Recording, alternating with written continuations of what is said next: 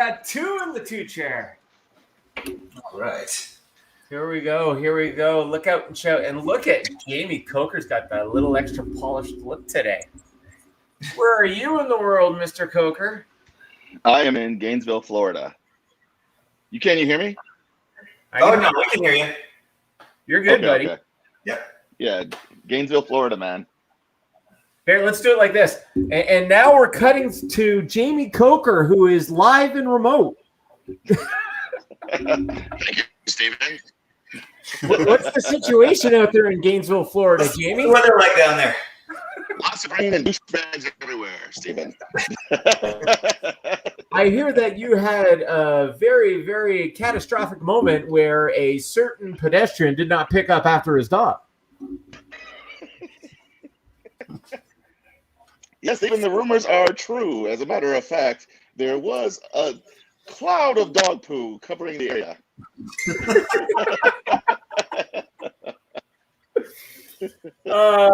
Hey guys, that's an inside joke. Just to let you know, we did a little bit of a beta test yesterday. Every Tuesday, I do weekly calls with the artists, and Jamie and I did our call live on Facebook Live, just to see if it would translate to some fun content. And I think we'll probably try to expand it. Maybe we'll get Mustafa next week.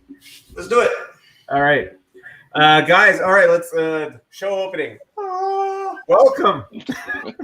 It's Doubleheader Wednesday, ladies and gentlemen. The 3 o'clock show is, of course, MBartist Alley Live, where you get a chance to listen, comment, interact with some of your favorite artists.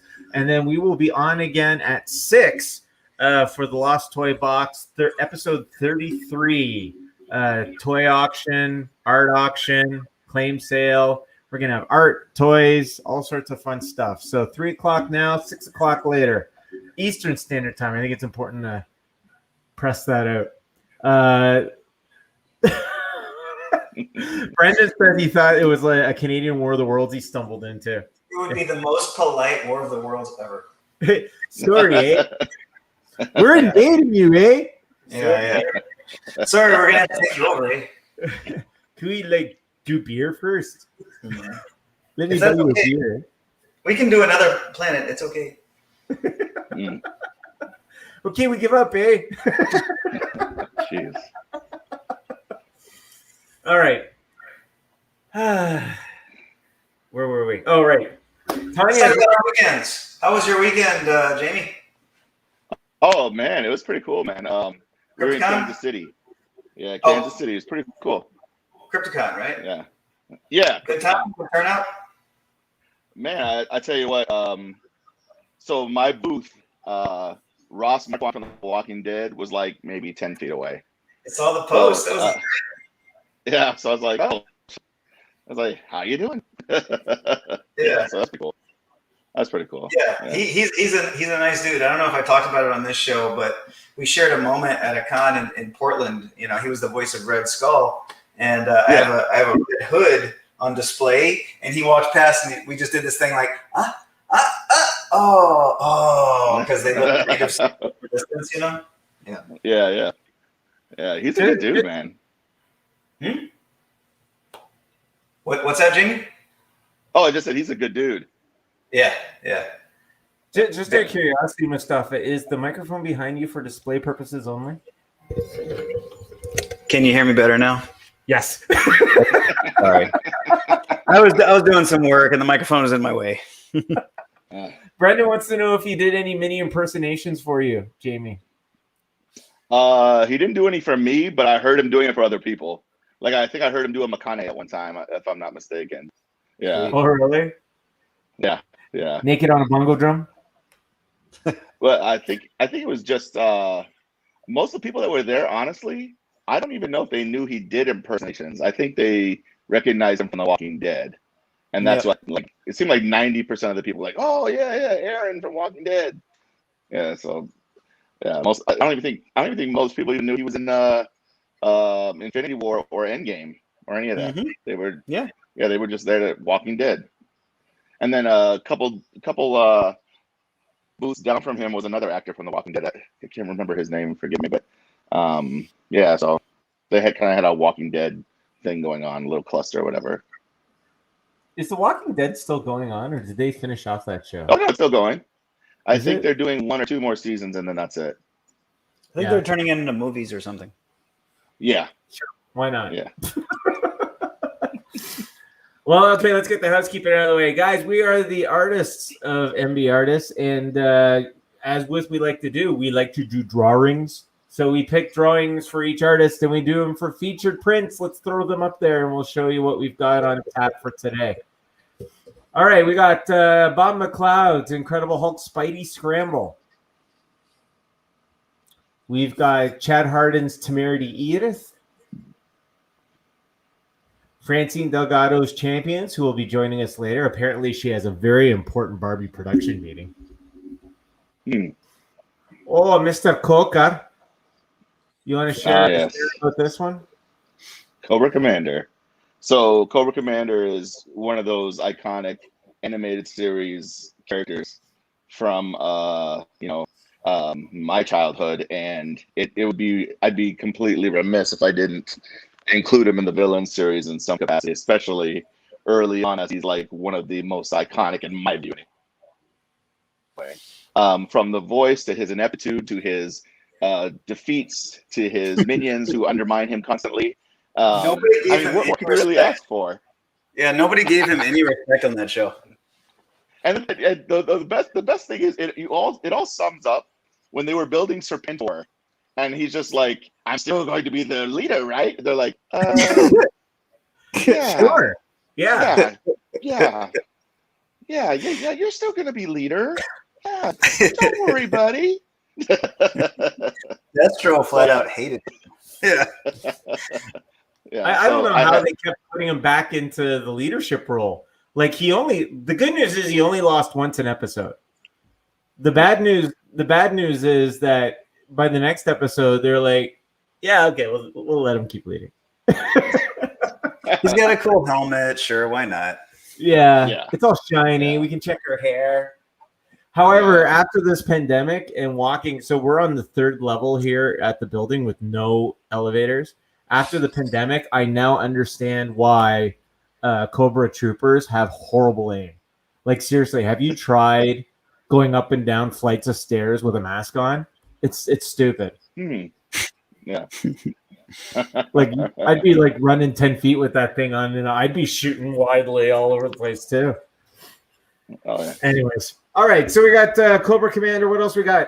James C. Mulligan's Doctor Strange, who looks oddly a lot like Mr. Cumberbatch. We got Joe Rubenstein's Joker. Apparently, he has a doctor's appointment, so he'll be on joining us later. Rubenstein or Joker? You never know with him. Yeah. Little of column A, little of column B. Speaking of MIAs, where's Mr. Hebert as we look at his Thor recreation of 126? Mustafa. Yeah, Moon Knight. Let's see. What can I say that I hadn't said before about him? Moon Knight's a guy. He's coming out. He's got a show coming out. That'll be cool. People then understand who he is or what he is. Then they'll buy the print. And then maybe they'll buy the prints. Yeah. I don't know. It's Moon Knight. It's cool. It's, a different superhero. It's cool. Or as everybody calls him, Batman knockoff. Yeah. He's like a negative zone Batman. Everything black is white.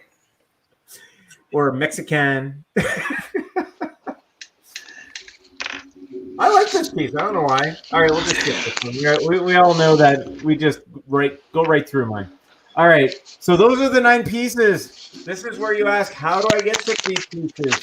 Well, ladies and gentlemen, after Jamie's done crumpling up his T-shirt,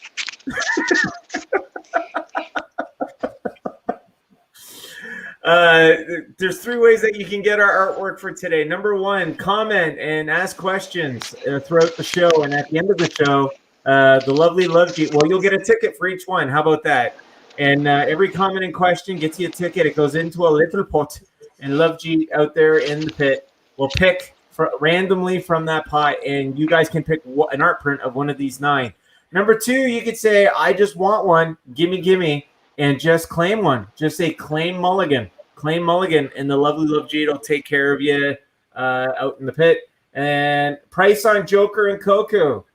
James, good question. The art prints are $25 each.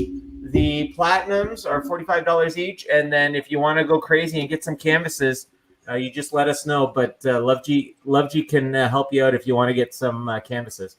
And then the third, just like that, guys, James showed you. Give me a price on Joker and Coco. And then finally, go to MBartist.com. Fill your cart, not your boots, with any one of these 9, whether it be art print, canvas, or platinum. And on the checkout, we will give you free shipping with a very clever encrypted code, free shipping. So those are the 3 ways. Either you can get our discount prices by just claiming them here, or you can get those savings on the website by getting free shipping. Oh, look, just like that. Love G, we've got a claim. Woo! James, just like that. Easy peasy lemon squeezy. There goes a Joker and a Coco. Joker Coco. There you go. There's a drink waiting to be made. I will take a very hot Joker Coco, please. All right, sounds good. Thank you, James. We appreciate it. All right, so those are the 3 ways that you can get some of our lovely art prints. All right, I'm going to throw out a statement, and I figure it'll take it from there. Either that or we'll go in a completely different tangent as we normally do. But I had a thought after seeing the Loki, the season finale of Loki. Has everybody here seen the season finale of Loki? I saw it last week, and I threatened to spoil it for you.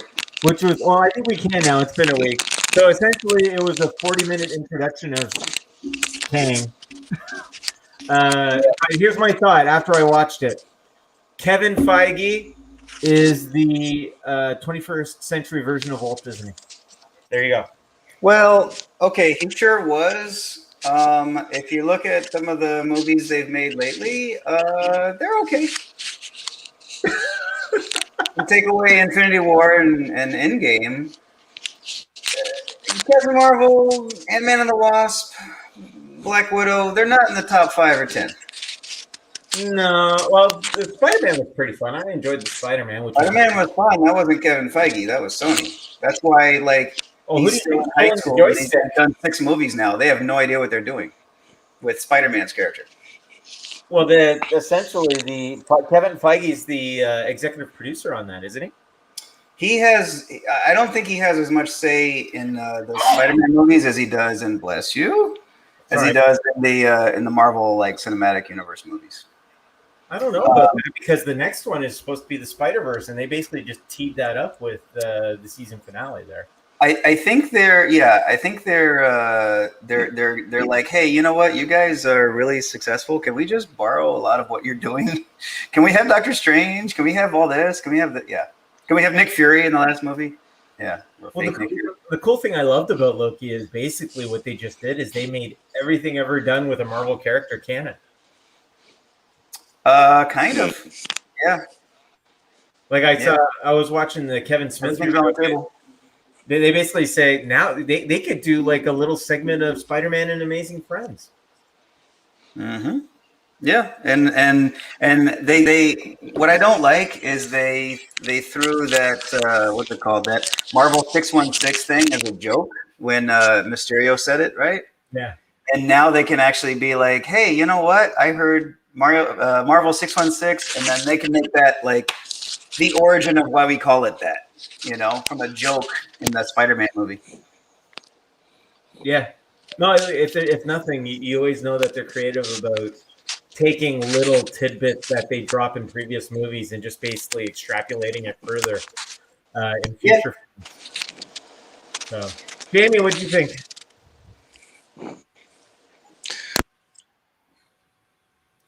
Jamie is really thinking hard first before he speaks. He's shuffling a lot of papers. I think we're hearing all kinds of crunching. You may want to bow out and come back in, my friend. See, that's our foreign reporter, Jamie Coker, live from Gainesville, Florida. Oh, and it's just us now. Crap. Okay. Yeah. Now we really got to carry the. Now I got to pay attention. Shoot. Okay. Yeah.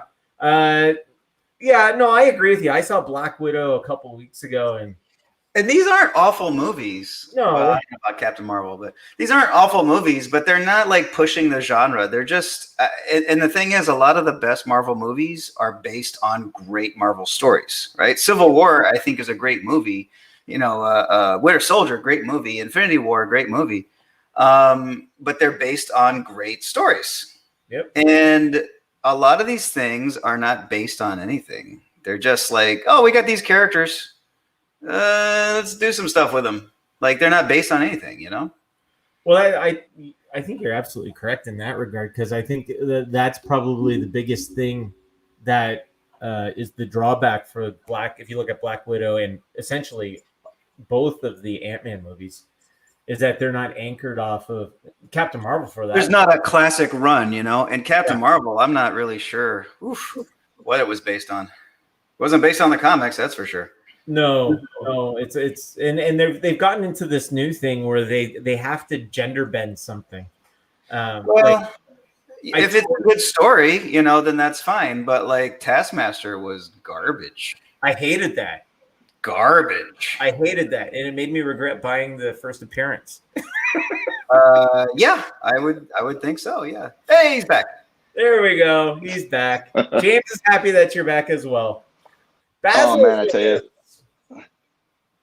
the Wi-Fi here is terrible, and I hate these AirPod Pro things. It's like they're not designed to stay in my ear; they just fall out constantly. I like the regular AirPods. The AirPod Pros don't work as well for me. I have speakers. Like little nightmares. Little nightmares. Little nightmares. Little ear nightmares. Yeah. Well, you're an artist. Where's the tape? Just get some tape and just. This is my amused face, Steven. You see his face? Not amused. Yeah. Trish! James says, stop stealing your Wi-Fi from Goodwill. There you go. Oh, man. Wow. Damn. Yeah. Oh, Luke says, now they can explain all the crap movies just by saying it's the multiverse. Blame the multiverse. Oh. All right, James, man. you kind of cacked out before we asked what you thought. So do you want to extrapolate on my comment about Feige being the next Walt Disney, or I mean, I don't quite see it, but God,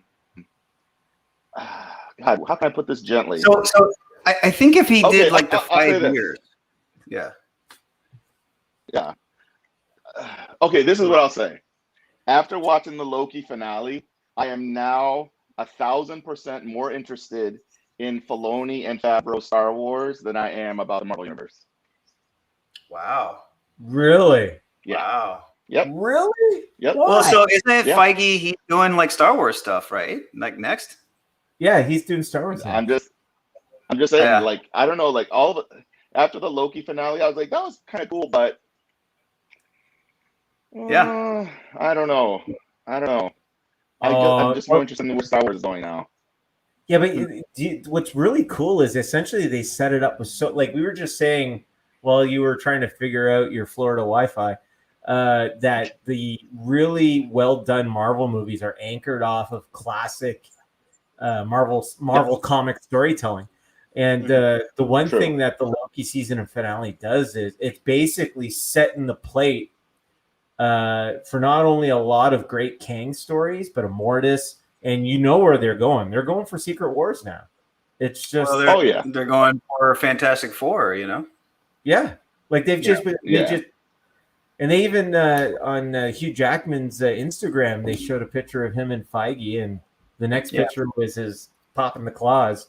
So it's like it just opens the door. Yeah. Like, 3's getting shot right now, and so I'll put it this way: like if you were to stop at like 2017 or something, I could definitely say like he's Marvel's Disney. Let's see what he does with the Star Wars stuff and integrating X-Men and Fantastic Four. Then he will be Disney if he can execute those things. Absolutely. Right now, he's like that Joel Silver guy, the producer in the 80s and 90s, doing like big action movies, and everyone was like a big explosive movie, Yeah, but nobody has been able to string them together like he has for 10 years straight. It's like basically he took a huge opus and strung it through 10 years of cinema. And now he's trying to do it with television sprinkled in to it as well. So, and even if you look at I've studied the career of Walt Disney. Like he struggled until he did Steamboat Willie, and then he went on this very impressive run for about 10 years, and then he did stuff like The Rescuers. So, it's funny. I was gonna say Michael Bay, but the thing is, he's so hated by a lot of people, and nobody hates Feige. No, not yet. Yeah. Well, I was thinking about that. Yeah. He had a string though. He had a run of like great movies, and then he made some garbage movies. And people think about him; they think of the garbage movies towards the end, and that is a little bit what Feige's record is right now. Well, they can't all be Thor: Dark World, right?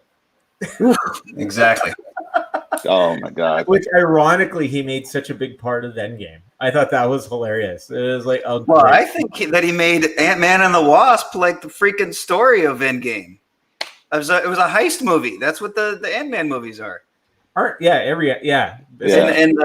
going back to Quantum Realm and all that, I was like, oh, that movie that was kind of not great is like the linchpin for Endgame. If you didn't watch it, you're like, okay, who's this guy? What's he talking about? Going back in time? What?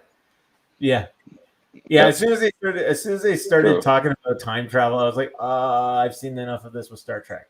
I knew where they were going. I was like, oh man, that's fine. It's still a good movie, but Well, I just love how Loki explains that away by saying there's like a whole drawer of Infinity Stones, and he's like, "Do you want one? We use them as paper. We use them as paper. Paperweights. Yeah, paperweights. Yeah, thank you. I just." So, but I agree. So basically, you're saying, Jamie, that Filoni and Favreau are ahead of Feige right now. Well, again, I would say they're. Yeah, but I would say they're heading. They're to me, they're heading in a more exciting direction. Like I like that excitement is building for Star Wars, and people want to see what these guys are going to do with it. People are looking at Marvel and like, wait a minute, Eternals and some of the other stuff, the direction they're going, like, Whereas I think Eternals could be a big movie. Going through uncharted territory. Yeah, I think Eternals could be a big movie to show, like, no, look, we still have a lot of cool things, or they're running out of ideas. Like, it could really be that. Just like Guardians of the Galaxy was that. Exactly. When Guardians of the Galaxy came out, people were like, oh, man, you guys are doing Guardians of the Galaxy. You guys are done, aren't you? And then it was like, excellent. If Eternals is excellent, I think it will renew a lot of people who are like, I think Marvel's done. I think they're just going to coast, But yeah, what you were saying as far as Dave Filoni and Jon Favreau, like if you just look at Iron Man 1, like I was like, oh my God, this is going to be great. And then you see Iron Man 2 and a lot of people didn't like it so much. It depends on when you talk about this, run that they're having. Well, it's if anything, where they're at right now is a lot like, they were trying to find in those early movies, like Iron Man wasn't meant to set up the MCU. It was just like this is going to be our first. It's like it was Star Wars. When Star Wars first came out, there was no Episode 4. There was no talk of what happens next. The good guys win at the end. That's it. We're done. Good night, everybody. But it made such a gobsmack of money. George just basically said, well, I've got some ideas, and went on and just reformatted everything. And that's what they did with Iron Man. And I think that the fact that, they kind of whiffed on Incredible Hulk, Iron Man 2, and then the second Thor, they were just trying to get their footing, because once they hit Avengers, they were off and running. Yeah. So I think you're going to find the same thing here. Every you can't sprint all the time. You have to slow down a little bit. And I think the Spider-Man Far From Home was meant to be the epilogue. And that's what it felt like. Yeah. And then the Black Widow was just meant to be one of those issues in between big events. Black Widow came out 4 years too late. Honestly, if that movie came out like when it was supposed to come out, it would be interesting. This movie, like, you already know what's going to happen. I was hoping for some twist at the end, other than the credit sequence where they're going to set up the Hawkeye series. But like, I was hoping like, oh, there's a clone of her. Oh, she's going to find a way to come back through some wormhole or something. Like, no, this was just like, and it wasn't even the interesting time. It wasn't her being some badass like assassin. It was about just a couple weeks that she had off. Well, like, it was a little vacation she had with some family. Like, that's a weird thing to make a movie about. Well, apparently they took all the cool scenes that was supposed to set up. Essentially, they took out a bunch of scenes. Like, there was a scene with Iron Man that they took off the cutting room floor from Civil War that was supposed to be in it. General Ross, Thunderbolt Ross was supposed to have a more integral role because that was supposed to be the launching pad for Thunderbolts. Instead, the end sequence was supposed to reveal that that Thunderbolt Ross is recruiting all these villains from the old movies, and setting up Dark Avengers. Yeah, they're setting up Dark. That would be great. They're setting up Thunderbolts. Thunderbolts, right? Yeah, Thunderbolts.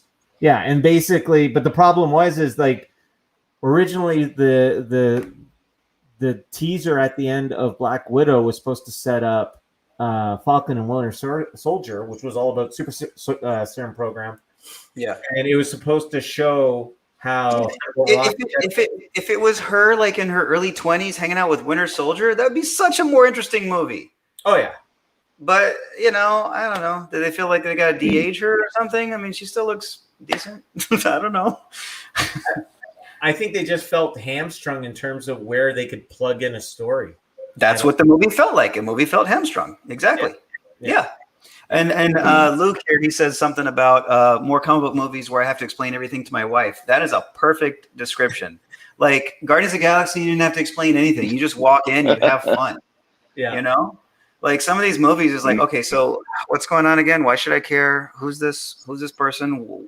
Okay, so they did this. That's what the jacket's about. Like, like all these extra little storylines that, they're not Easter eggs. They're actually like storylines. Yeah, but the great part about it is I'm cool now. Like I have my friends who used to mock me for buying comic books when I was a kid. All right, you stay quiet. I'm going to mute you for a second there, Mustafa. Yeah, that's fine. You can mute. I can still pantomime how cool you are. But they're actually going, oh, what is this? What does this mean? What does that mean? It's like, oh, who was it that one of the movies is like, I thought he was dead. I was like, no, because the movie takes place back there, not here. Like some people who don't watch Marvel movies and they walk into. Oh, right. Okay. Yeah. Yeah. Like this guy died. And like, oh no, this takes place in the 80s. So not. Yeah. Yeah. Right. Yeah. So when the movie kind of goes out, because the standard moviegoer doesn't they think linearly, right? They're like, these guys are supposed to be all dead. What's going on here? So anyways, so there we go. So you're not looking forward to Eternals then, Jamie? No, not really. And to be honest, no. No. And to be honest, I haven't watched Black Widow, and I don't feel like I need to. Oh, you say you haven't watched it? I haven't watched Black Widow yet. No. How big a fan of Hawkeye are you? Not much. Okay, so then that's not going to move the needle. I will say this.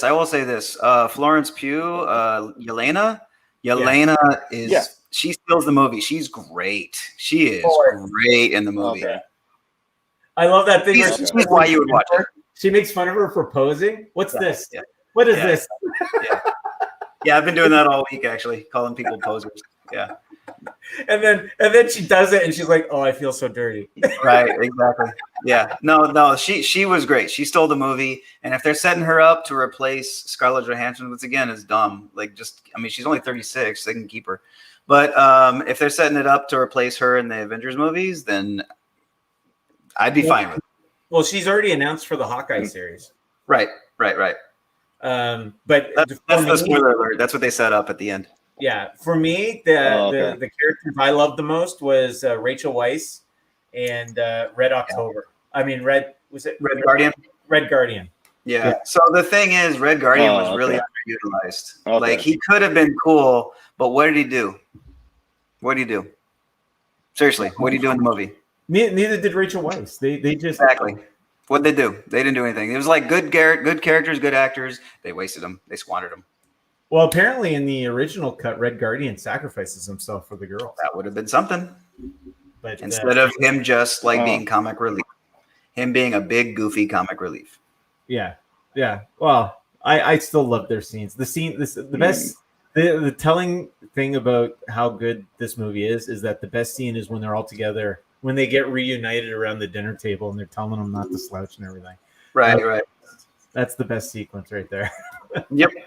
Here's a cool one. Let's speculate on this one. Let's do some what ifs, since that's the next thing on Disney Plus. So I forget. I think it was James. Yeah, James A. Patrick says we need a Galactus origin story. So obviously, with Kang being the big bad probably for the next 10 years, and we're going to get multiple. No. He's not going to. No, one movie, maybe 1.5 tops. He's not going to be the big bad. No. He's not going to be Thanos. I will bet you Tim Hortons that's not going to be the kid. No, he's not. I will take that bet because I want to see you actually get to Tim Hortons. Oh, I love Tim Hortons. If I lose, I still get to have some, so I'm okay with it. No. The next big bad, they're going to set up like Doctor Doom and Galactus because that's what people want. Kang, nobody wants. Come on, no. One movie, two tops. Yeah. Well, we already know he's in Quantumania, right? So basically, you think that he's going to be basically behind Strange and Quantumania. I can't imagine if he's the big bad guy, which again, he shouldn't be in an Ant-Man movie. But if he's the big bad guy in Ant-Man, why would they bring him back? No, absolutely not. Now, what happens is he might show up in Ant-Man, not be the big bad guy, but just kind of be a Machiavellian guy behind the scenes. And then the next movie, maybe Fantastic Four, maybe then he's the big bad guy. But they're not going to string it out. No, he's not that interesting. For the average comic book fan, he's not that interesting. So would you have said Thanos was that interesting? Oh. Yeah, absolutely. Yeah. Because it's completely different than in the comic. He doesn't have the motivation. Hey, there he is. Mr. Hebert, artist of X-Men and Punisher, has joined us. How you doing, sir? I'm all right. I overslept. Sorry about that. Oh, that's okay. You need your rest, my friend. So I threw out a comment at the beginning. I said Kevin Feige is the next Walt Disney, and it kind of segued into the moving forward status of the MCU after Loki's season finale. Have you seen the season finale of Loki? I haven't seen any of it. Then you will be perfect for this conversation, sir. Okay. So where are you up to on the MCU? Oh God, what was the last thing I saw? Probably Endgame. What's that? Probably Endgame. I saw parts of it. I didn't see the whole thing even. Okay. Some stuff happens. I heard. I'm way behind. Way behind. My kids saw it and they kind of filled me in on it. All right. I don't have time to even be entertained anymore. I'm always working. Oh no. He's working right now. What are you working on right now, John?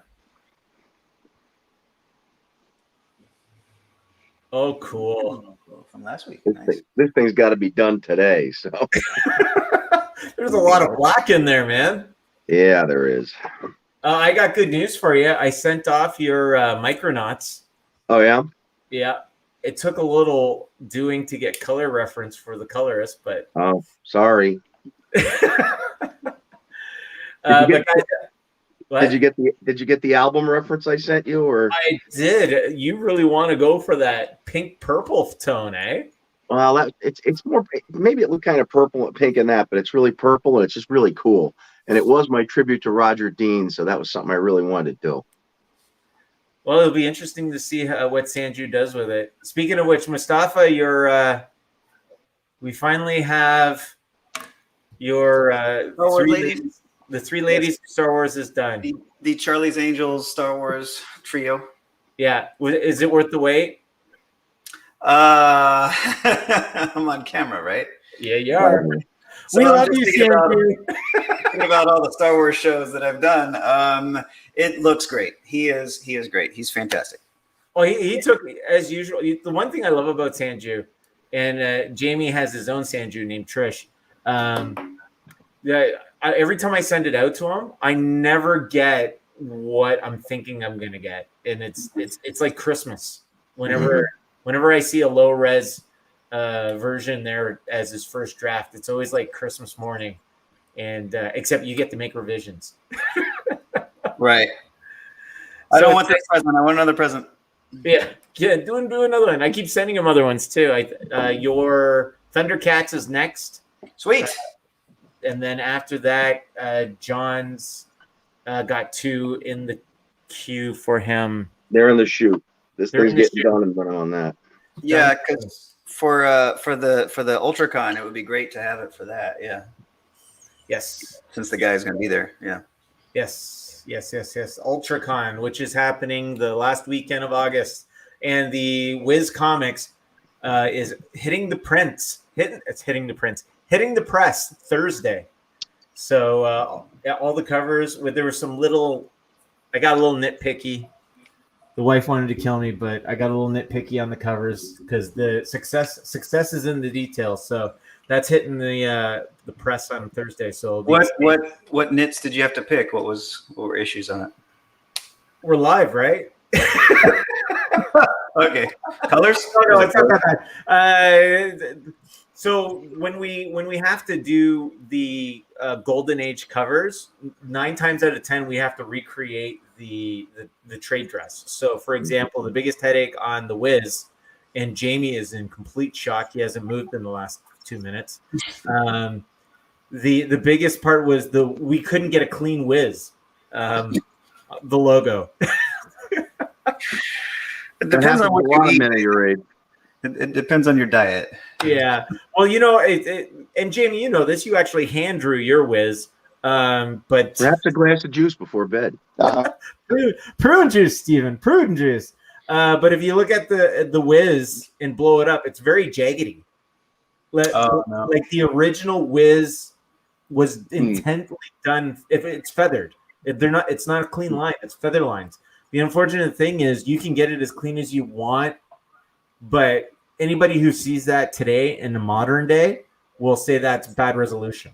Right. So we kind of had to get a little bit creative. We wanted to keep the nostalgia elements, but try to not make it that when you look at it, you're like, oh, that's a great artwork. It's too bad the logo's low res. Yeah. So, and also like the Golden Age, they have these little things in the corners, like the 2 circles, and they always have like extra text, and the text was handwritten. And how do you replicate that on any blah blah blah yada yada. So just little tweaks like that. But I'm excited. I think it's the best one we've done so far. I think it's the best one we've done so far as a group. Like if you look at the past ones, Jamie's Planet hit a home run. John with his Chamber of Chills hit a home run. But I think if you line all these up, they look all fantastic. Like in the feedback I've been getting from Basil, tell us how much you love those covers, baby. We've been getting just great feedback, and I'm hoping that Irving UltraCon will see the results of that. So there we go with that. Okay, let's go back to the MCU because we still got Mustafa, you were going to say something? Yeah, I was going to say something that James brought up as far as like no more origin stories, Brendan said, and then James was talking about a Galactus origin story. I think the best way to tackle that would be how they did Black Panther in Civil War.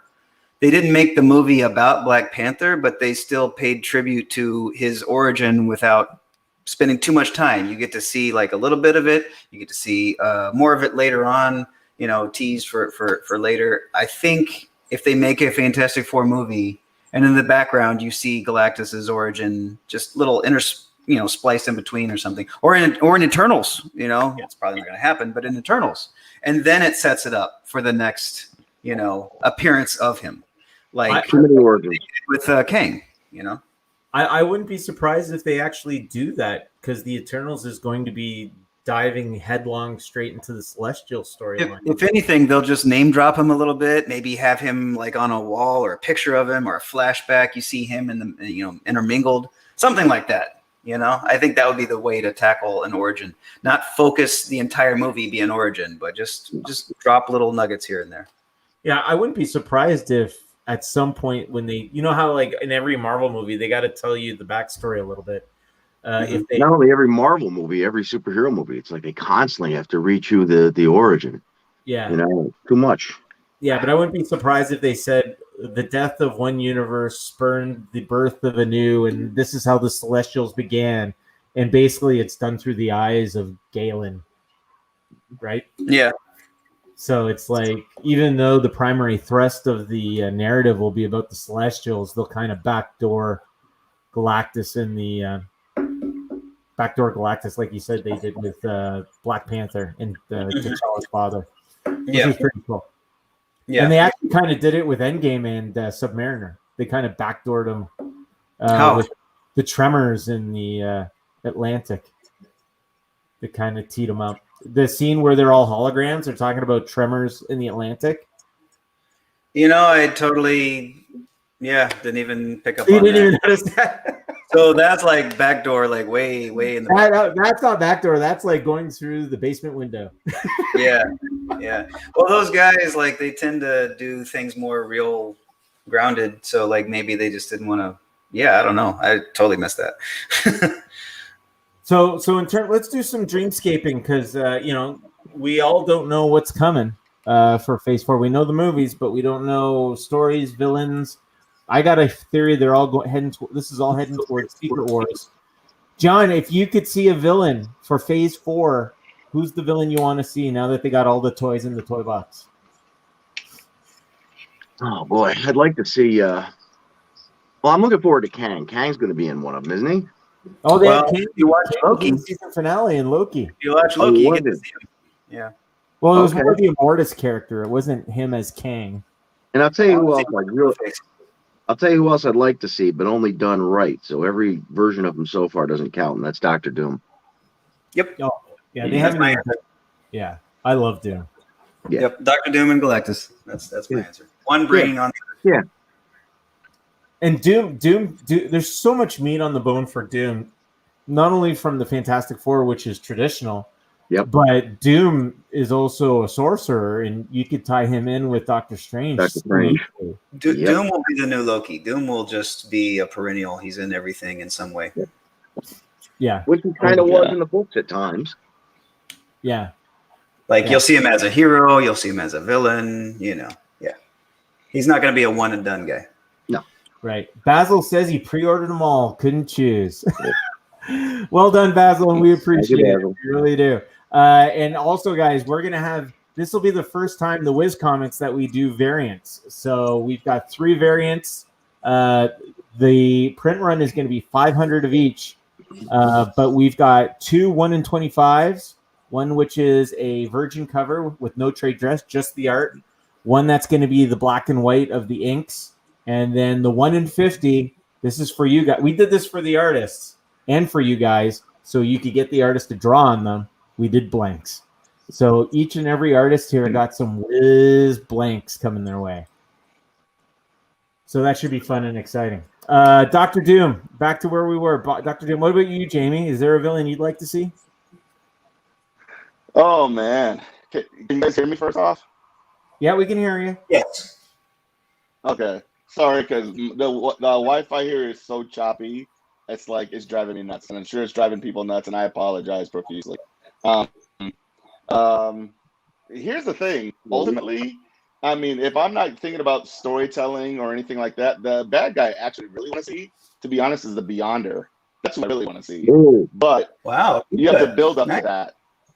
Yeah. Yeah, but you have to build up to that. So I'm thinking that's not Doom tomorrow. That's down the road. Doom is definitely the guy. Yeah. Yeah. Like, I would say Magneto, but they got to build up to that, Yeah. Yep. Yeah. Do him right. Yeah. Well, the thing is that the difference between today and when they first started is now they have an embarrassment of riches. In terms of now they got all the toys in the toy box. Like you could go in any direction. Like pick a franchise. X-Men. No, they've never done Mr. Sinister. They've never done Sabretooth. Go like pick another direction. Avengers. They just introduced Kang, but how about Taskmaster? A proper Taskmaster. How about the Watcher? How about the Watcher? He's not really a villain, but he could be an interesting storytelling device. He's going to be in What If. Yeah. Is he? Okay, good. That's coming out next month. Yeah, it's an animated take on the What If stories. Yeah. And, doing animated is really smart because it's going to be super expensive to do that live action. But it's going to be all the voice actors, or all the guys from the movies. So that's nice. It's not just going to be filler. Yeah, and that brings him in. Yeah, and they I think theory do him live at some point. Yeah, well, and if you see Guardians of the Galaxy 2, you see the Watchers, just a little tiny glimpse hanging out with Stan Lee. I love that scene. It was so good. So good. Yeah. Where was I going? Have you seen the trailer with the animation? Yes. The quality. Oh my god! As an animation nut bar as my background, it's beautiful. It's just so beautiful. And apparently, it's on your business card, right? Animation nut bar. That's on your business card, right? Animation nut bar. Yeah. When we used to do business cards, I don't think they do them anymore. I gotta stop making them.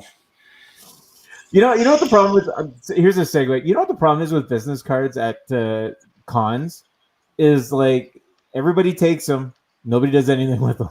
I swear to God, it's just like it's like trick or treating. We're gonna take the candy, we might not eat the candy. Anyways, well, the way I look at it, if 100 people take them and 5 people do something with it, that's still worthwhile. Mm-hmm. Yeah. Sorry about that, guys. Oh, different angle. Yeah. It's an arguably better angle. Oh, thank you. No, because you see the blue sky is what I meant.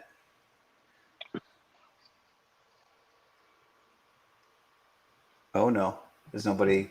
Uh-oh. What? What's mine? Oh, hey, there we are. Uh-oh. On. Sorry about that. You're using Jamie's Wi-Fi. Jamie, your Wi-Fi is turning into COVID, man. It's infecting everybody. Apparently it's the last job. Who's the voice of Black Panther? Who did Black Panther? Oh, Chadwick Boseman. Chadwick Boseman. He actually is in one of the episodes where he takes the place of Star-Lord. Mm-hmm. So that should be interesting. Yeah. And the So here's Era just joined us, and here she goes. She wants us to switch wheels. From Marvel to DC. Suicide Squad's coming out. Anybody here seen the Suicide Squad trailer? Yeah. I think that'll be a fun time. Oh yeah. I think it's gonna be fun. Yeah. Yeah, I think it's Oh yeah. I think Disney doesn't really know what I think DC doesn't really know what they're doing with their franchises. They're just like, okay, that'll be cool. Okay, that'll be cool. Wait, that doesn't make any sense. That doesn't. Oh, that's fine. That's fine. Just let it happen. Kind of like their books. Kind of. Yeah, a little bit. Well, you can't say they're not being consistent. Wow. Well, it's interesting because if you look at the comic book market, Marvel keys are like shooting through the roof, and the DC keys are like, "What about us, guys? We're still here. We're still here." Yeah. Like, well, if they weren't treated as an afterthought, and if their creators weren't treated as an afterthought, then maybe it would be much better. Yeah. There you go.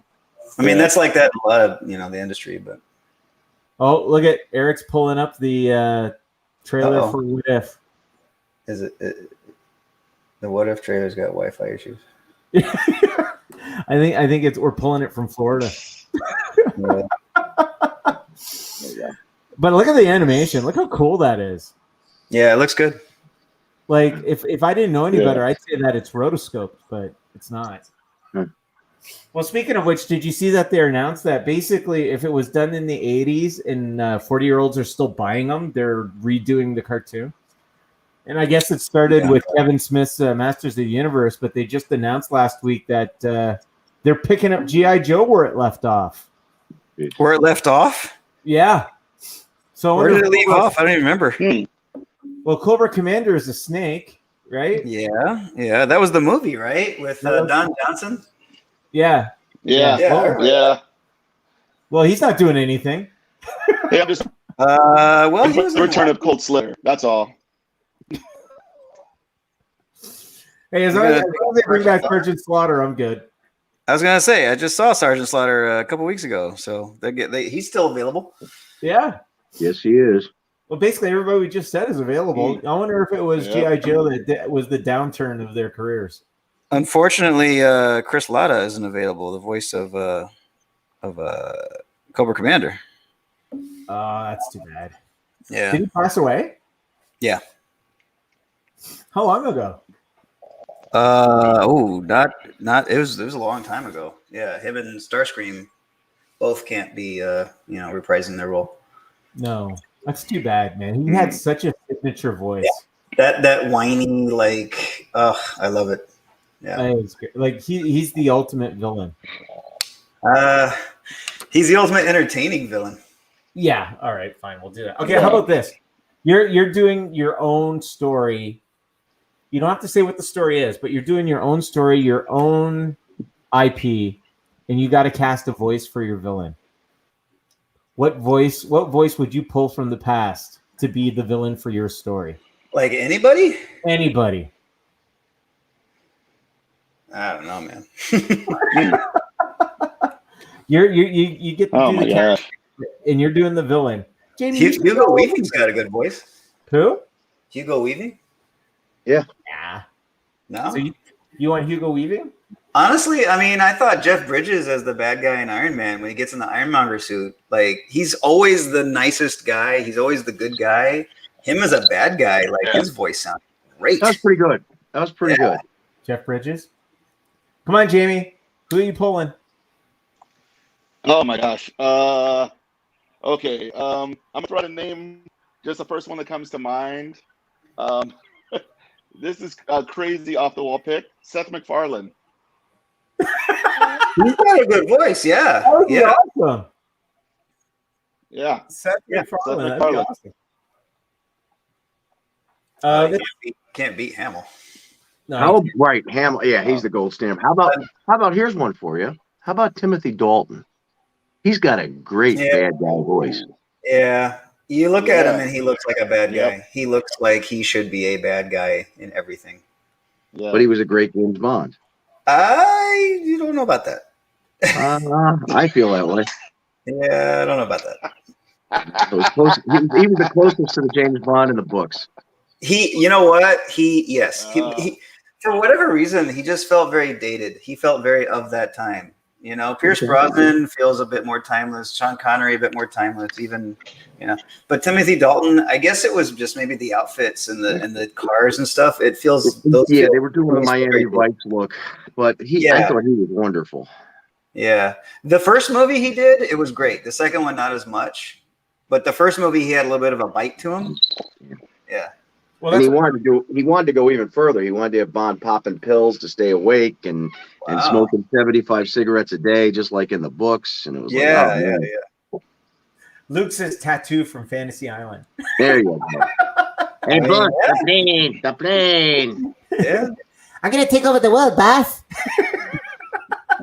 What are we going to do today, Tattoo? Same as always, boss. Take over the world. Okay. All right. Nice. And remember, he was a villain in a Bond film. Yep. Yeah. Man with a golden gun. What was his character's? I forgot his name. Knick-Knack. Knick-Knack. That's it. Yeah. Seriously, his name was Knick-Knack? Yeah. Yeah. Well, see, they changed it from the book a lot, but they always took little flourishes even when they changed things. And there was a character in the book named Nick Nickerson. So they decided for whatever reason to just use some inspiration from that as Knick-Knack. And he was like Christopher Lee's Toady.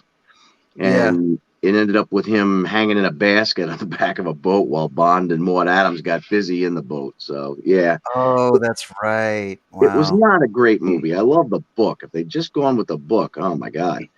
But That was the well. movie that had Bond like jump in a car and like do a circle in midair, right? In the car.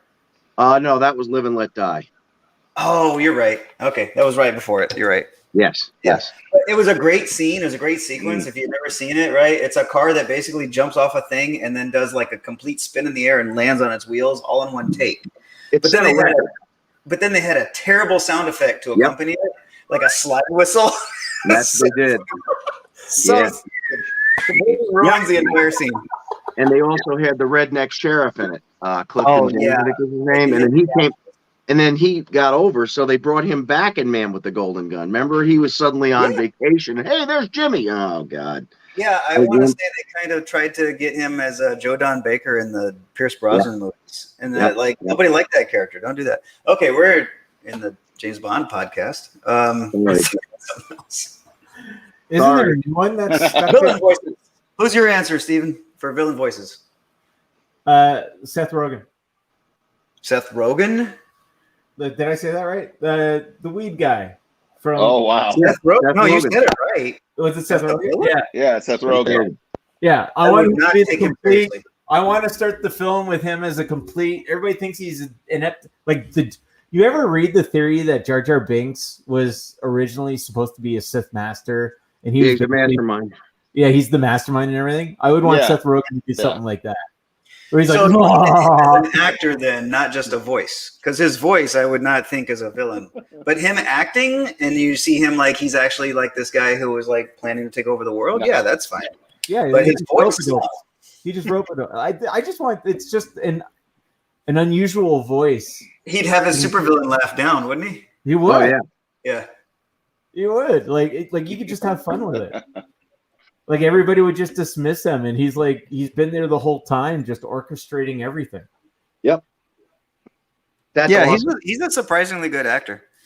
Yeah. And he's a Vancouver boy. Except for the Green Hornet. Yeah, he butchered the Green Hornet. You know, I kind of enjoyed the Green Hornet. It could have been better, but the directing was great. That guy, Michel Gondry, he made some amazing things in that movie. That movie was better than it should have been, put it that way. The Green Hornet? Yeah, script was terrible. Everything else was great. Yeah, and Kato was pretty good. They just made it. They made the Hornet a buffoon, and they made it a comedy. So that was a bad idea. Yeah, and they did, and they repeated that blueprint for Lone Ranger and a couple other movies where the sidekick does all the work, and the hero's just kind of an idiot. Yeah. Which started in what the hell was that movie? Sherlock Holmes' Smarter Brother. Yeah. Yep. Well, let's do some dream casting because they announced that they're doing a Thundercats feature film. They did. From the guy that did Godzilla and Kong. Oh. Yeah. So they're not gonna have the guy who did Cats? No. They're gonna have those weird hunting, growling cat faces and bodies that are totally not matching. That made Jamie laugh. Pretty good. I think they're gonna. I think that movie's going on the south side Ishtar. Yeah. Ooh, Ishtar. Good reference there. Yeah. But if you could pull an old TV series that you think that could be modernized and done really well, what would you want to see? As a film or a show? Again? That hasn't already been done. It hasn't already been done. Genuine Transformers done right. Other than the first two. That's a different question. Yeah. An old something. Are you talking as a new TV show or as a new movie? What about Gilligan Island as a gritty reboot? There you go. Trying to survive, and not all of them make it. And sex comedy. Comedy, yeah. Killer coconuts. All the things that they were hinting at, they just go full bore on. There you go. Okay. Tyler says Exo Squad. Ooh. I don't know that one. Brandon says F Troop. Oh, F Troop. And what's his name? Storch is still alive too. Oh, Well, for me, it's Silverhawks. okay. I still want to see a live action kick-ass Silverhawks. I love Silverhawks. Which I found out Super 7 bought the rights to, and I was like, ugh. If I knew I'd get it. If I knew that was up for grabs, I would have got a second paper out. Anybody? No? I'd like to see a good. I'd like to see a good Green Hornet. A good Green Hornet? Yeah. Who would be Kato? Oh boy, there are so many options. I don't have an answer for that, but oh my gosh, it's probably somebody we hadn't heard of. Okay, wait. So, pardon me. Oh man, Hey, you guys aren't coming up with anything. How about Airwolf? No. Oh, okay. How about Knight Rider? There you go. But do it right. The last one they did sucked. Yeah, with what's his name? With Iceman as the voice of Knight Rider. Yeah. Oh, that was horrible. Yeah, Val Kilmer. That wasn't a problem. But do you know the story on that? Do you know he was last minute? Yeah, it was going to be Lego Batman. It was going to be Will you know Arnett. why they pulled him? Because he was doing GMC commercials. That's right, GM commercials, and they changed the car to a Ford, and even Glenn Larson was upset about that. Yeah, they turned it into a Mustang. That's not Knight Rider. No, and I was upset too, and especially since they just brought the Camaro back at that point. I was like, yeah, that's a perfect opportunity. You and me both. We were both upset about that. Yeah, because I bleed GM blue, so it's like, a Ford, no. Yeah. The problem with that is that Bay stole the Camaro to be Bumblebee. Ugh. Yeah. Just a Camaro named Bumblebee. Yeah. A Camaro. And every time I see people have like yellow Camaros and stuff, and they'll put the little like Transformer symbol on it. I'm like, that's not the right color anyway. You guys are stupid. Like, it was a specific color. Like, you don't even know. You're branding your car Bumblebee, and it doesn't even make sense. All right. Yeah, I got a little triggered. A yellow Camaro named Bumblebee. It's a bug. Yep. And we all know Camaros are supposed to be blue. Who's supposed to be blue? Camaros. Mine was red and black. I have a classic one. So, in fact, I'm supposed to be picking it up from the restoration tomorrow, I think. Sweet. Don't get me started on Michael Bay Transformers. I literally started yelling at. How about Jazz as a solstice? Oh, no. A solstice. Everybody remembers a solstice. Pontiac solstice, yeah. Optimus Prime with a face shield that's optional. Yeah. There is a guy out in Massachusetts. You can look him up on Facebook. He goes under the name Matches Malone, which was Batman's alias in the 70s. And he is a Batman cosplayer, and he is wonderful, except he's short, but he's got the build, and he will go to these hospitals, and he will visit sick kids, and he is just wonderful. And he has a Pontiac Solstice transformed into his Batmobile. So look him up. He's just a wonderful, wonderful person. That is cool. That's cool. That's cool. And I was about to go. You see, you got all serious, and I was about to go on a Michael Bay rant. Okay, go for it. Let's hear it. The Camaro is named Bumblebee. I have a Camaro named Trigger. There you go. Well, the second movie, they killed Optimus Prime in the first 10 minutes, and I stood in the middle of the theater. I went, again? Well, yeah, and then you see Autobot Heaven. That was weird. And Jetfire has facial hair? Yeah, and Devastator had nuts. Yeah. Yeah. Ara wants the name again there, John. She wants to look them up. What's that? Ara wants to know the name of the Batman again. She wants to Google Matches Malone. Matches Malone. There you go, Ara. Oh, right, Brendan. Hound had a beard and a stogie. Robots smoke now.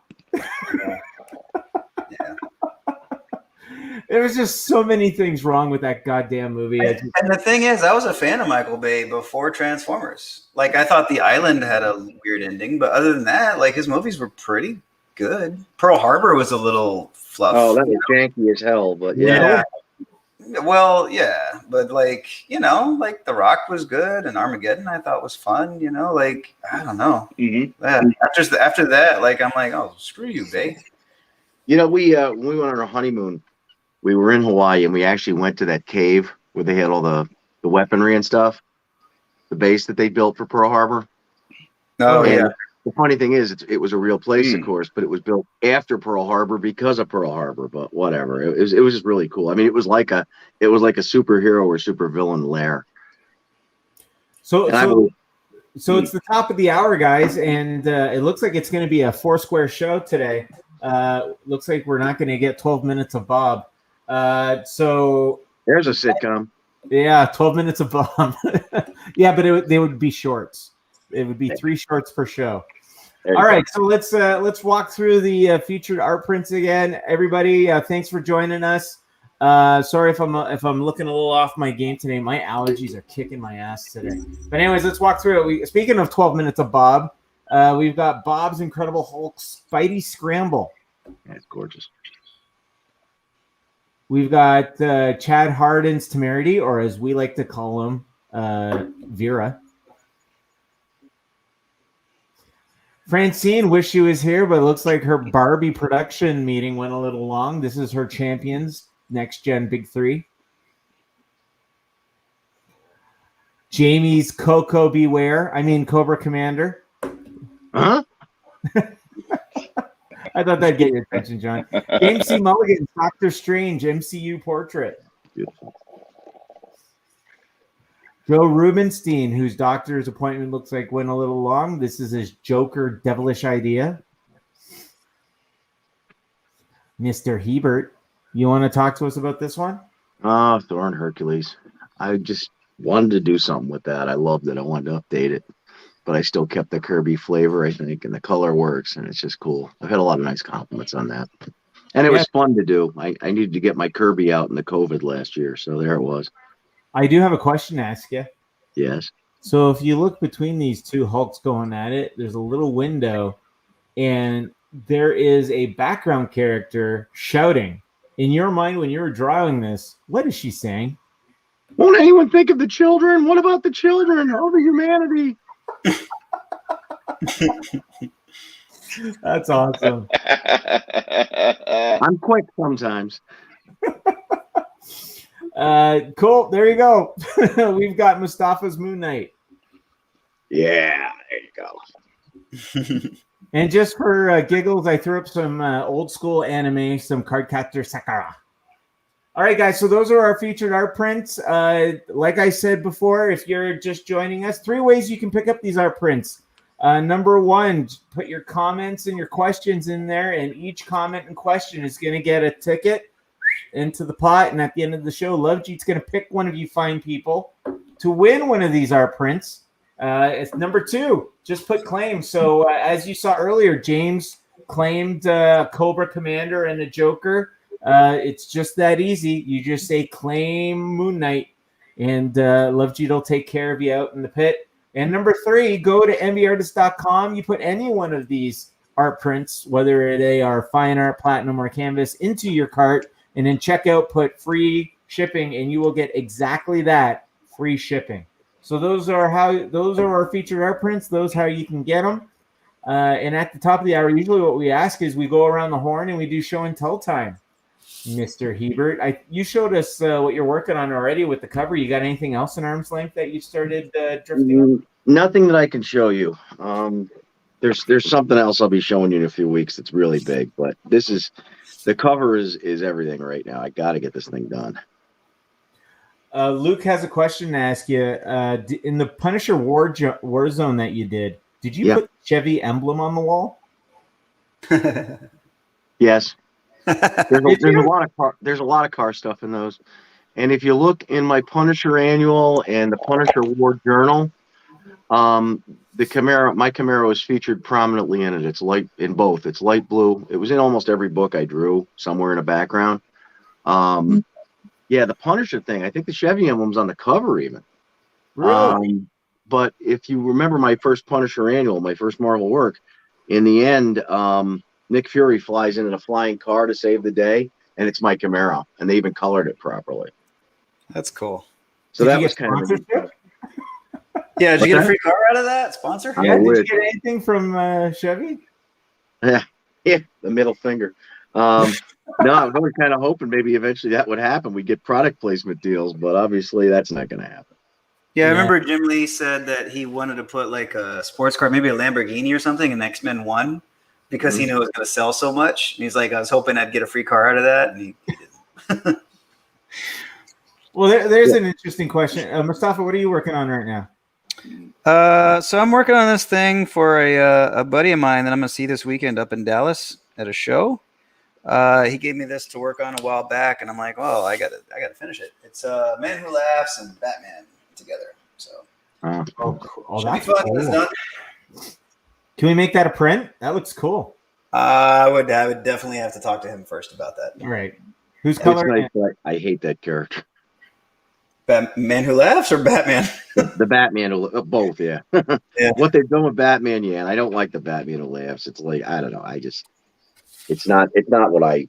I've actually never Batman. read anything about it. I mean, I've seen images, but I've never read an issue. Yeah, I just think it's stupid. John, speaking about how you really feel, did you ever find out what was the issue number of that? Oh, dude. You know what? I didn't. Well, we got to keep that table open for our participants. Maybe somebody will come up with it. All right. It's like a 3-week storyline now. All Yeah. right, you know what? I'm going to throw it out to the community. Anybody who can find a copy of that book, we're going to bring them on so they could show the book, and then we'll send them a free art print. There we go. There you go. Homework for the community. Go out, find that book. We want to see the X's on the floor. Audience participation. Audience participation. We will send you whatever whatever the featured art prints are that day. All right. Jamie, what you got? Oh, I know what you're working on. Yeah, I'm working on a little something. The next big bad V, next villain. I don't know if there's anything I can show yet, though. Can I? It's up to you. Do it. Well, okay. So it's very, very in the initial stages, but just like you always dreamed of, And it froze. Oh. Aw. Of course. yeah, so Monstar, Silverhawks. There you go. There we go. But yeah, Monstar, Silverhawks. So did my note Your make dreams sense? come true, Steven. Oh, absolutely. Are you kidding? I did. Yeah, I did. I just gotta make the adjustment. Let's start.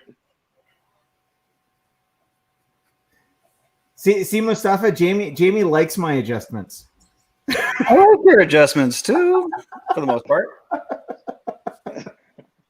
Overall. There's an inside joke. No, just, like, okay. The thing is, like, I mean, your idea was good. I had to see my idea, and then I saw my idea, and I showed it to other people, and they liked it. So I'm sorry. Did you show both of them, or just Yes. your idea? Oh, I showed both. All right. Well, If they would have said, you know what, actually, I like it off center more, I would have kept it that way. Okay. Absolutely. That's okay. It's getting done either way.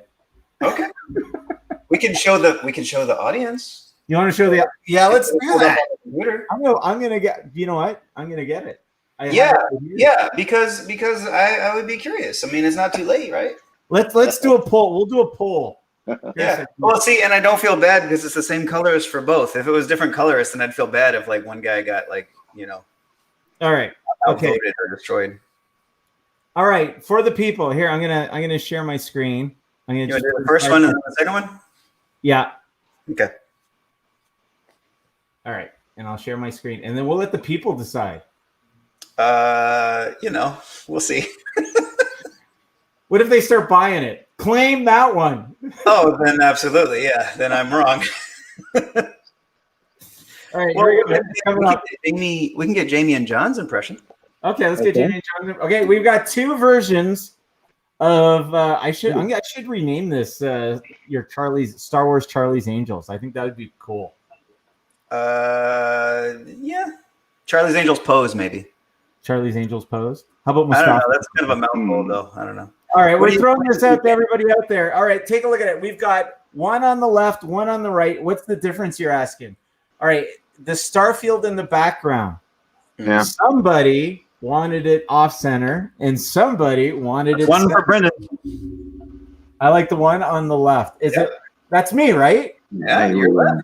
All right, I'm on the left. So that's one. That's one for off center. 0. Jamie, how do you feel? I was thinking as far as like on the wall, as far as a print goes. I like the one on the right. What do you think, Jamie? Oh no, it's frozen. I gotta be the villain here, but I like them both. I love blue, but I do like the way it kind of steps out of the blue into that gray, that pale gray on the left. I like that. It pops.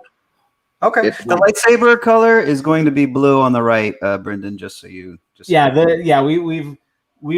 originally came back. I like the blue as well. Yeah, I like the blue as well. Yeah. So it originally came back blue, and then Mustafa told me all about how. Center. Oh man, this is gonna end up a damn tie, isn't it? The one. Okay. Run on the right. Okay, that's right, 2-2. On the right. That's okay. 2-2. Wow, we gotta go. We gotta go to a cage match for this. I'm ready. Yeah, but the reason why I changed them the white is because Mustafa said that Star Wars people are very picky. They are very picky with their lightsaber colors. Absolutely, yes. Okay, that's one for the left, Basil. Oh, there we go. 3-2. It's not that I don't like the version that you like. It's just I'm just thinking about like if you see it from a distance, Well, the reason why I like originally, so just to give the backstory, quick. Well, we still got you, Jamie. Which one? I like the one on the right better. The one on the right. Okay. Yeah. So we're tied again. Yes. Yes. So if you recall, originally when you sent it to me, it was just the 3 girls.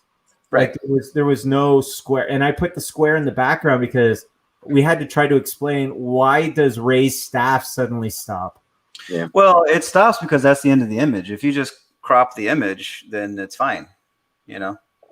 Yeah, but the problem is when I did that, her lightsaber was too close to. There wasn't enough negative space. Right. So I think it was a good touch that you did where you added the background. Yeah. I just I don't know. The thing is, like, it feels like it would be good in a comic book, right? But as an art print or like pseudo cover. Yeah. Okay. So the sun goes. The one on the right. That sounds familiar, right, Steve? Yeah. Yes, blue saber, Tom. Absolutely. We're going to do blue sabers on the right. Yeah, we're definitely doing blue sabers. Well, the only reason why I switched it to white briefly was because the outfit she's wearing is the one from Rebels. Yeah. And see, that's something that like Star Wars fans are going to pick up on. They're going to notice. Yeah, the blue lightsabers. She only had the blue lightsabers for the final season. Mm-hmm. And then she lost. And honestly, I think the piece was worked on before that final season. Yeah. It's not that I don't like the one on the left. I just don't like the one on the left. Okay. That's a man who knows what he wants. All right, how about we do this? Anybody, first one to claim one. Yeah. Mustafa? Yeah, first one to claim one, and then they can pick whatever version they want. All right, what should we make it? Should we make it any like art print canvas? Should we make it a canvas? I mean, it's your world, man. Whatever you want to do. Basil's his name. All right, Basil. All right. There you go. You win. You will get the inaugural one, the very first one. I don't even have them for this weekend. Well, I don't even have the one that you want. The one that you just claimed, I don't even have in high resolution. Right. It will come, and then it will come to him. All right, Basil. Basil just made the decision for the whole world. So Mustafa gets his way, and we're going to make 100 art prints, 100 platinums, and 100 canvases of the one on the right with blue lightsabers. With the blue lightsabers. With the blue lightsabers. There we go. The people have spoken. Basil has spoken. Basil, from now on, you are going to be deciding which way we go for all prints. Lord knows. Honestly, I'm gonna be honest with how many prints Jamie moves. Like his opinion would have been as important as like everybody's, because like I don't know, like I feel like he's got a good idea of what looks good on a print. You know, Well, even if he can't hear me or see me right now because he's frozen. He's in carbonite. He is in carbonite. It's on brand. Oh geez, where was I going to go with this? Yeah, so you know how his art print shredders are sold out now, and there's only like 3 or 4 of the platinums for the shredder, but he's almost sold out of Skeletors now too. That's awesome. So he's been doing great. All right, there we go. So Basil has decided, as if Basil was the Mandalorian, I have spoken. He has spoken. All right, we're gonna stop the screen. There we go. All right, I thought that's fun. Maybe we should do that more often. Absolutely, yeah. We're gonna let the people decide. You know what? We're gonna do that. The next one we do that is Jamie. Do up a couple versions of the Silverhawks. We'll tweak the Silverhawks, and we'll. He's not even listening. Oh, he's there. All right. We'll do a couple versions of the Silverhawks with Trish, and then we'll let the people decide. Okay. You don't like that idea? No, I'm fine with it. And then John, because John, you got a Silverhawks and Thundercats coming too that we Trying to get a Silverhawks going. I'm so far behind. I'm doing my best. Because I got the Thundercats, and then which is more important, the Thundercats and the Bengali, or Thundercats and Silverhawks? Thundercats and Silverhawks. Bengali can wait till the next show. Okay, done deal then. Because we can get the Thundercats and Silverhawks can get triple signatures at UltraCon if we get it done in time. Okay, and they've got to be dressed, right? I have to do the logos and everything, right? Yes. Oh, I thought you were talking about the characters. Yes, the characters need to be dressed. Half naked. Except unless it's the first episode, because in that one they were definitely naked. Oh my god. Oh my. Oh boy. I think all right. We got 10 minutes left. It's even on the internet forever, right? What? That's on the internet forever, right? That I said that, or the first episode? I mean, yeah. It's researchable. Yeah. Oh, it's on YouTube. You can watch the whole episode. Yeah. We've arrived at New Earth. This is your new home. We should give you clothes. We should probably give you clothes. And they're magic clothes. Yaga just basically waves his arm and the clothes appear. It's not like they had to put them on or anything. Oh, God. Made to size. Anyways, Love G, we need a name. Give us a name. Who's going to be the winner? We already know Basil's the winner. And the Oscar goes to... Oh, wow. Luke. Hey. Luke, you're a winner. Let's throw up those art prints. Luke, are you here? Pick. I'll say, listen here, laddie. Pick a print. Pick a print, Mr. Luke Holbrook. Mr. Luke Holbrook. We need Mr. Luke Holbrook on line 1, please. There you go. White courtesy phone. Yeah. Let me know which one you want. All right, while we're waiting on Luke. No, you are correct, Tom. That is not you. It is definitely not you, Tom. It could be. I'm happy that Tom's paying attention. Tom, the fix is always in. Didn't you know that? That's how we roll around here. Oh, look at that. If you love the Temerity, check out Chad Harden. He's got a Kickstarter going on for his next Temerity episode. Issue 2. Anyways, all right, let's go around the horn. We've got 8 minutes left, waiting on Luke to pick his print. Jamie, where are you going to be this weekend? Or are you already there? I am going to. Oh, yeah, I'm going to be MetroCon, Tampa, Florida. Friday, Saturday, Sunday, spot L9. So right outside, right before the Artist Alley. So come and find me.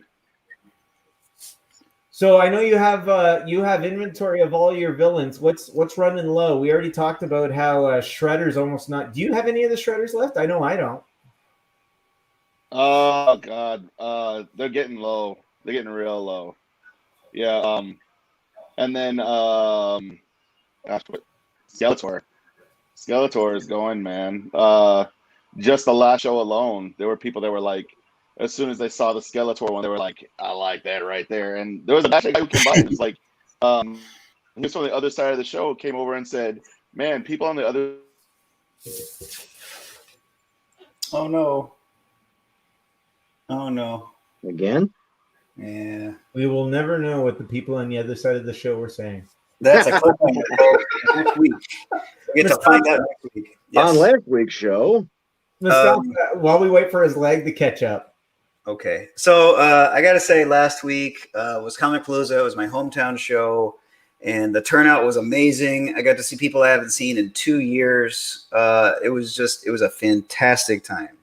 Way better than I expected. The turnout was great. And I'm still kind of like on a emotional high from it. So it was a great time. This weekend I am doing a show up in Conroe, which is North Houston, for one day on Friday. Comic Conroe, I'll be there, and then Saturday and Sunday I will be in the Dallas area for Cowtown Comic Con. I'm very much looking forward to both. I'm friends with the guys who run them, and I get to see my friends. It'll be great. Oh, wait, sorry to cut you off, Mustafa. I'm just getting word that we've got Jamie back from Gainesville, Florida. Jamie, can you hear me? Yes. What happened? I can hear you loud and clear, Stephen. So what happened on the other side of the convention?